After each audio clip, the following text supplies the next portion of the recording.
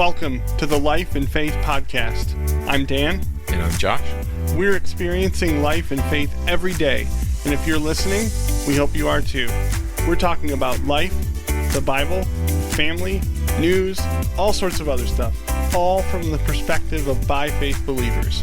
If you enjoyed this conversation, like what you hear, like and subscribe wherever you get your podcasts.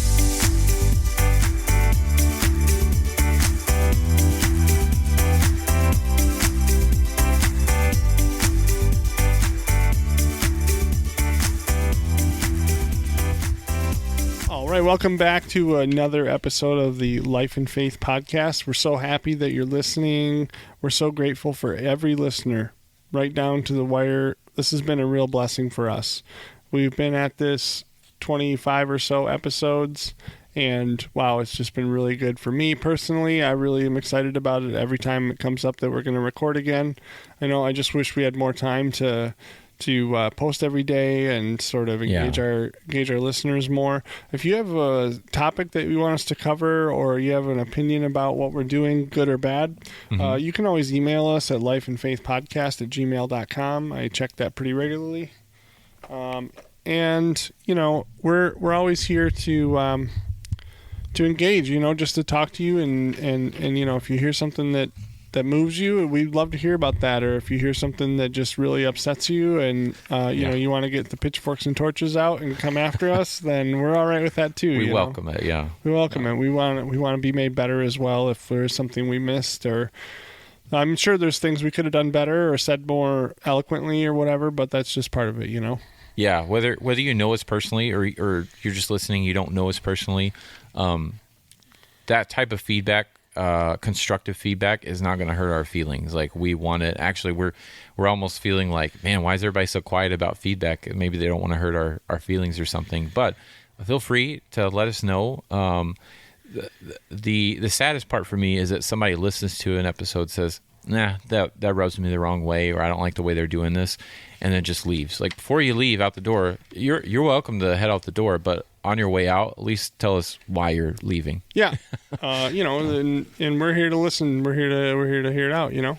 Absolutely. So, you know how there are those joke sites, like the news sites, like you can think of Babylon Bee, The Onion, yeah, all those joke news sites, and some of them are funnier than others. You know, some of them make you laugh.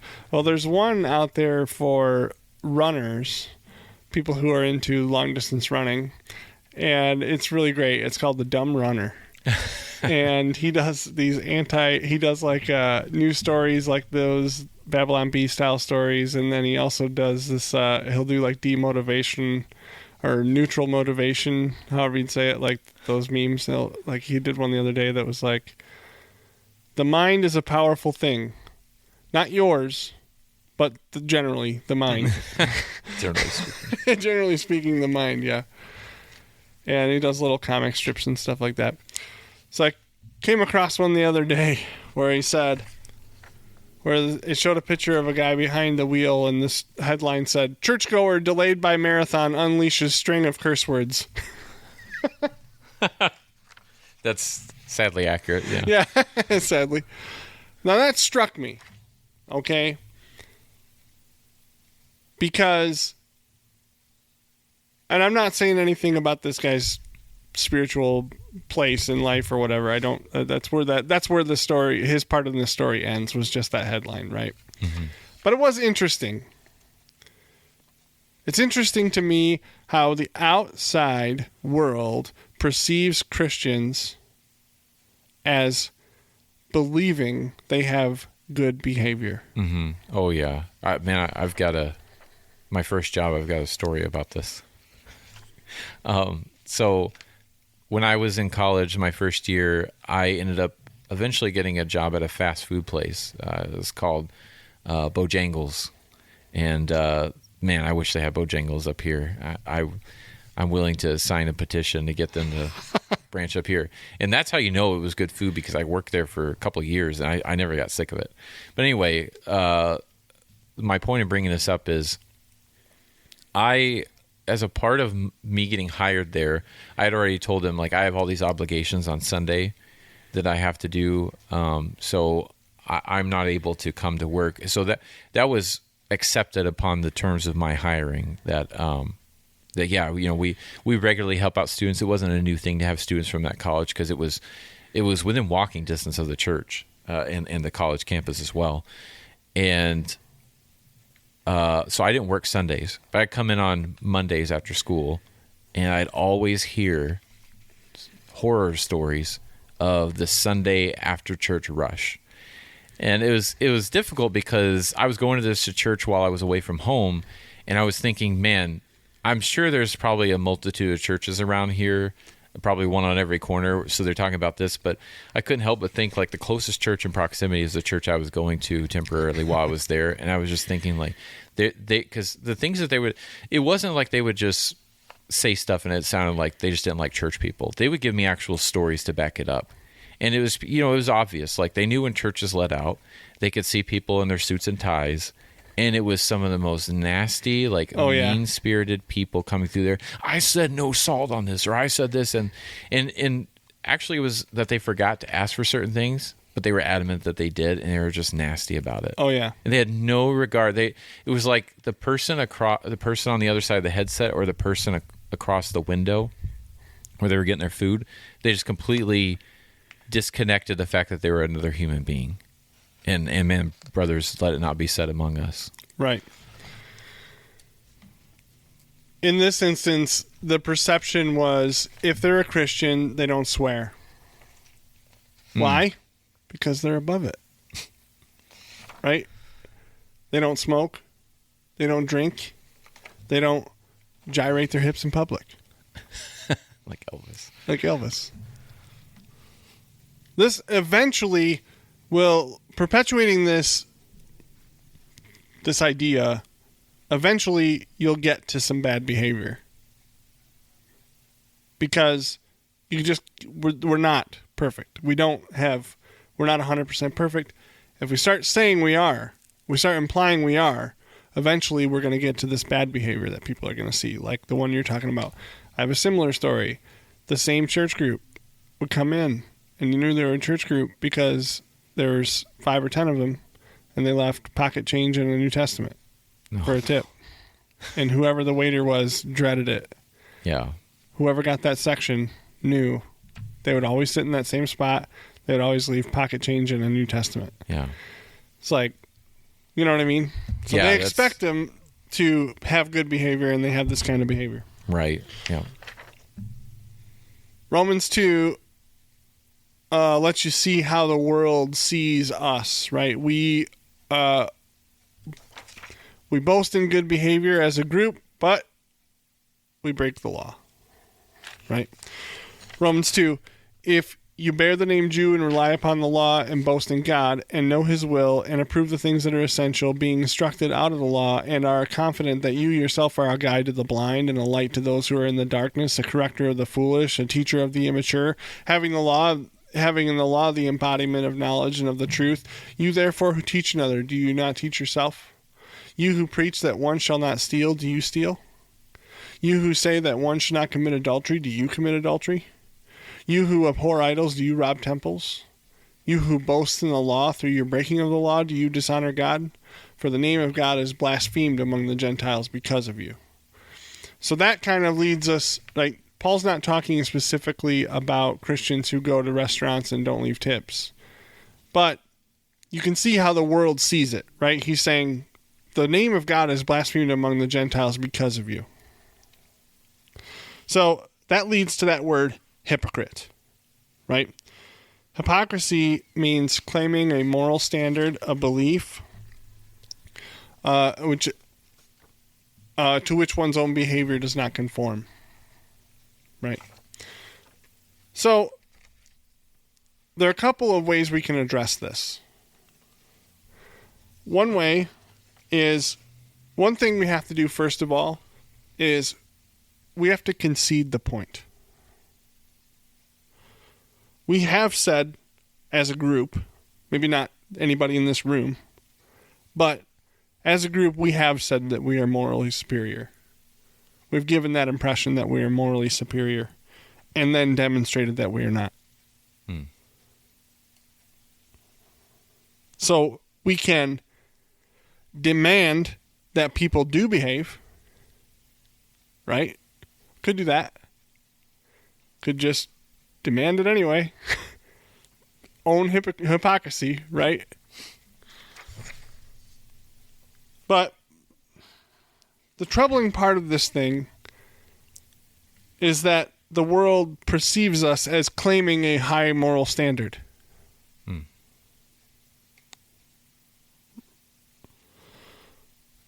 So I think it's time that we stop with the judgment of others short of the gospel and change that message to say, though we know the truth and we know what is objectively right, we still make mistakes. We stumble, we fall, but we serve God, who stands in the gap and redeems us by blood and by power. Mm-hmm. Everybody wants to be understood. No one likes to be misrepresented. Imagine a world where whether people believed in the Lord or not, they at least understood that Christians are not behaving in a way that violates their moral standard, but rather that their moral standard is bought and paid for by the blood of Christ. So I'm asking Christians to hear messages that are sent and to ask yourself this question: is Christ the chief end of this message, or is a person? Is it I'm behaving because I'm so good, or is it in spite of my weakness he is strong? That's good. I believe that is why we are deprioritizing the public eye in the public square, right? Mm-hmm. It's like Christianity is being made a mockery in this day and age. Not to get too far into this, but I listened to an interview of a man by the name of Andrew Tate. It's kind of a hot topic right now because some people agree with what he did, some people don't. I'm not going to give my opinion on that, just in the sense that while I don't advocate for the man, I thought it was interesting what he had to say on this element of Christianity, because it's getting what you're talking about, is that not so much the hypocrisy level, but he actually observed that, because for a while he was an atheist and he's very adamant about it. Then he caught on this idea of there is a God. And so he became he was leaning towards Christianity. But all of his observance, especially in the Western civilization, like primarily America, he just said, you know what? This is from his perspective, this is a weak religion because they openly mock Christianity and everybody gets away with it. Nobody turns a blind eye. And ultimately, he says that has led him in recent years to the Muslim faith. And he has taken that on because he said, in his opinion, where he sees like countries where they believe that faith, they don't put up with it because they have this high view of God, and they put their foot down, all that kind of stuff.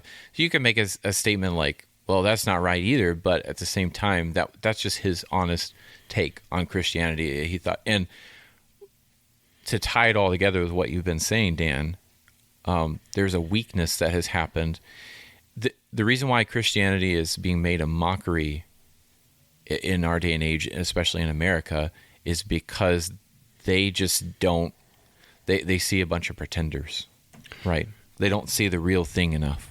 We've for so long said that you got to do it on your own.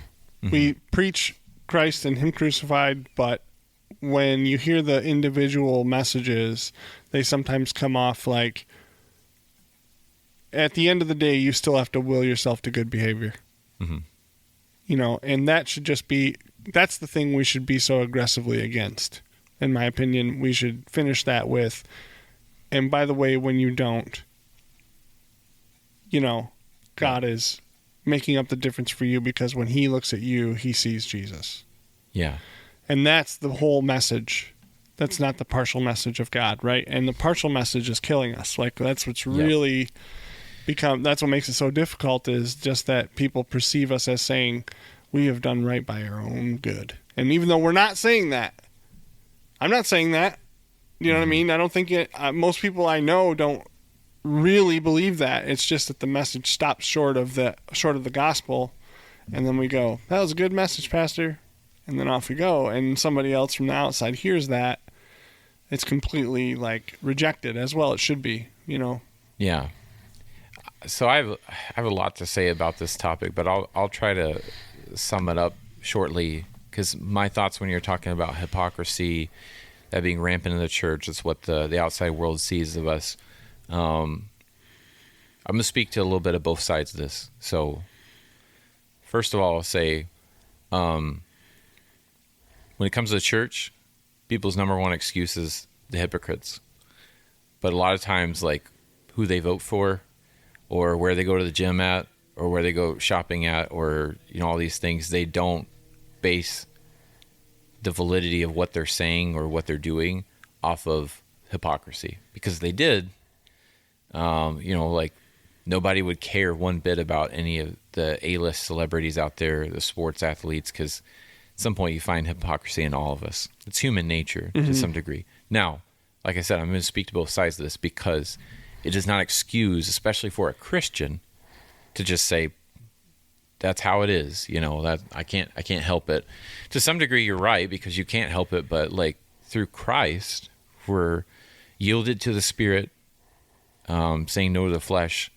That's what we can operate in such a way that is not hypocritical. Now, will we stay that way? No, because we're not perfect human beings. We're right, but you hear that's the chief end of that message is through Christ. Yeah, that's absolutely the chief. That's where that message points. And it needs to. You're saying it doesn't need to stop short of that, right? And that's too often it does. Yeah.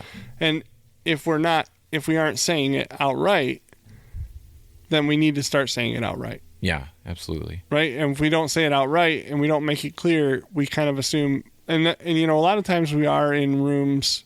We're in echo chambers a little bit, like we are in rooms full of believers and things like that, and we're not necessarily getting out and talking to unbelievers. But when we are in those opportunities and we don't take the opportunity to point people to the Lord, and we stop short and go, hey, you better not, you need to be, careful how people perceive you from the outside. It's like, well, but how are people perceiving you from the outside? That, by the way, I'm focused as hard as I can on the Lord and on the things of Him. Yeah. And that's where I get my completeness. Yeah. I'm not complete by any means. I mean, I think we were talking in Bible group the other night, and the question was, what's something you don't like about yourself and what's something you like about yourself? And it's like, the list of things I don't like about myself is so long I would exhaust the entirety of the time we have together. Mm-hmm. So, but I am made perfect in my weakness. Right. Mm-hmm. By Him. And you can see how that message is, the chief end is Him. Yeah. Right? And that's the message that you just said. The point of it was, through Him, we can fix this. Yep. We aren't fixed already, especially not by our own will. Yep. We're in a life in faith. Too often you see Christians pretending like, and maybe it's subconsciously, right? We can give them the benefit of the doubt that you are already there, but in reality you're not. And it can come across to the outside world as disingenuous, at the very least. And has. Yeah. And then a pastor does something like destroys his reputation. Yeah. And then people go, see? Yep. People are looking for it. Yeah, it's unfortunate because Satan uses those instances really to destroy it. I think of like even Joe Rogan. I recently heard an audio clip of him. Like, I don't listen to Joe Rogan regularly, but I saw this one clip because it was talking about his opinion on religion. And I feel like he kind of unwittingly lumps a lot of Christianity in with Catholicism. And I can absolutely agree with all the critiques he has of Catholicism, because he says something like, he's kind of being funny about it, like, that's the only organization in the world that can get away with people still dressing up as wizards. Like, he's referring to the popes, right? He says, this is a wizard. Bow down to the wizard, and the wizard can do whatever he wants. Whatever the wizard says goes. And he can do some, like, I won't go into detail like he did, but he can go into some very uncouth things that he does. I'm the wizard, you know. So,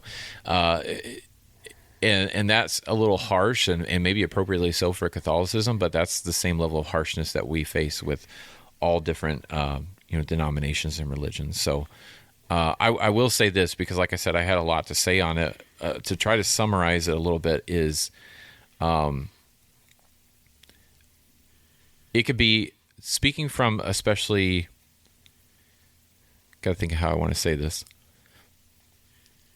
There's a lot of people in churches today that are rightfully so, because the Bible speaks to a little bit about being set apart. The Bible talks about us being a peculiar people. But where we miss the mark on that, and again, I'm always studying this and trying to learn more about it, form the right opinion on it, but where we miss the mark on it truly, I believe, is the set apartness, the peculiar people, has to do with what's inside of us and our character and the inner qualities that a person cannot see from the outside. So that's hard, right? We could spend 10 minutes a day fixing the outside of us. It takes a lifetime of diligence and failure and getting back up again to fix the internal parts that nobody else can see but God. So the frustration comes especially from pastors or Christian leaders that I just can't help these people get to where they should be internally. The easier thing to do is to mask the outside and and I truly believe, like, some people, they know they're leaning all the way in, but some people I really believe, like, they're trying to do, they have the best of intentions, right? They see the quickest way that I can move forward with this group of people is just look this way, talk this way, do this, all that stuff from the outside looking in, so that we give this appearance that we are set apart and peculiar people.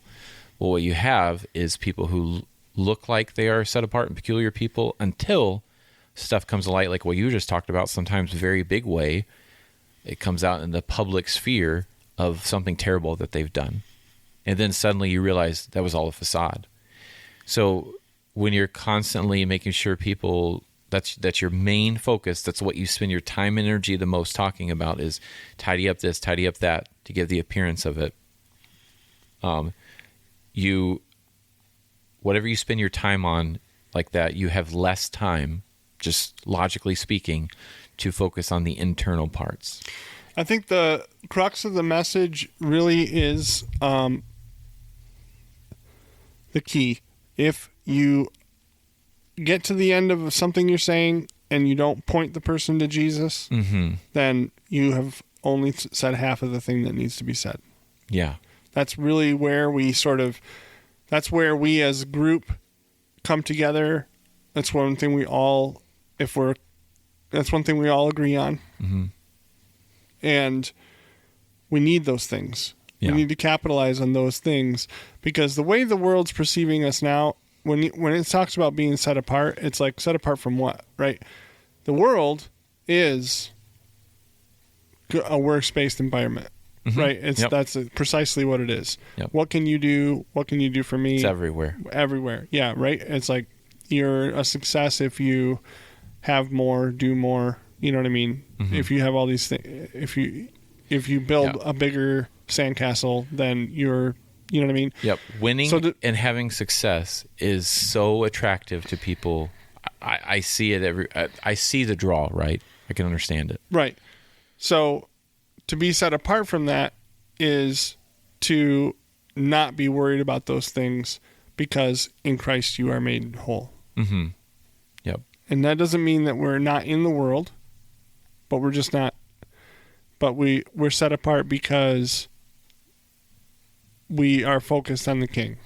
Yes. Mm-hmm. And that's where it comes from, right? It's like, it doesn't come from being set apart because we just didn't make the same mistakes that other people made. Mm-hmm. It's set apart because we have this different philosophy. Yeah. Right? And it's not just, I don't want to belittle it and call it a philosophy. Yep. It's just, it is what it is. And we are set apart because of what is. And what is we have this focus on the Savior. And that is our foundation for every decision from big to small. Yeah. From whether we buy this car or that car, whether we decide to be married to a specific person or not. You know what I mean? It informs every decision we make because it all comes back to that.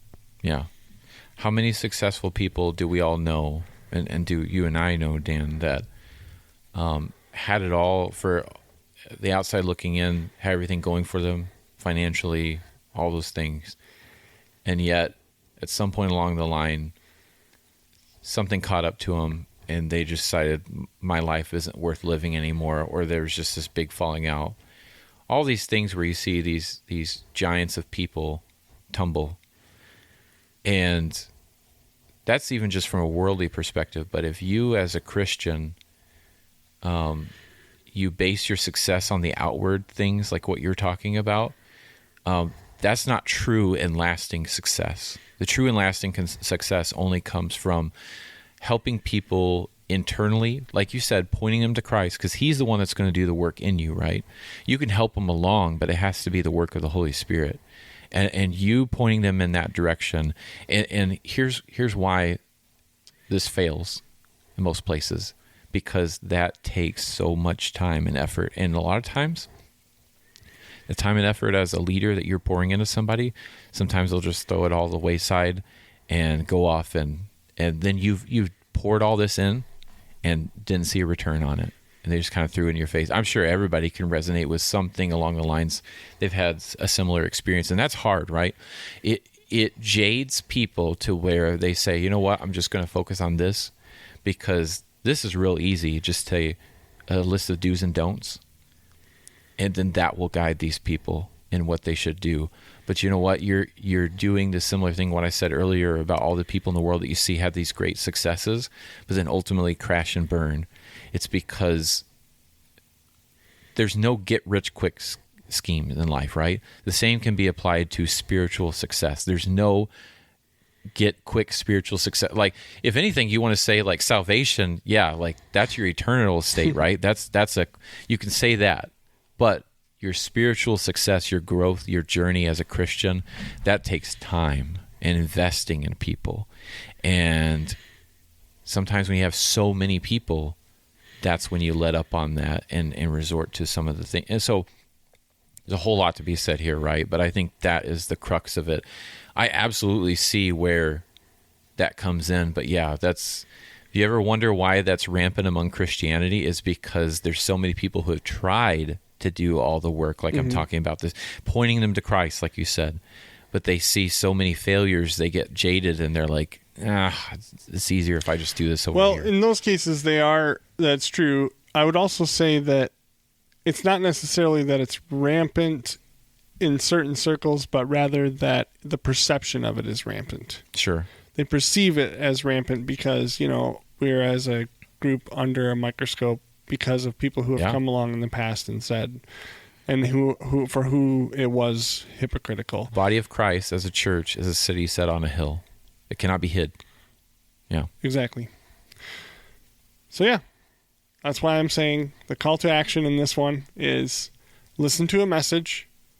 When you hear it, ask yourself, is Christ the chief end of this message, or is man and his efforts? It's good. You've been listening to the Life and Faith podcast. We hope you enjoyed it. Stay up to date on all our episodes. Like and subscribe wherever you get your podcasts.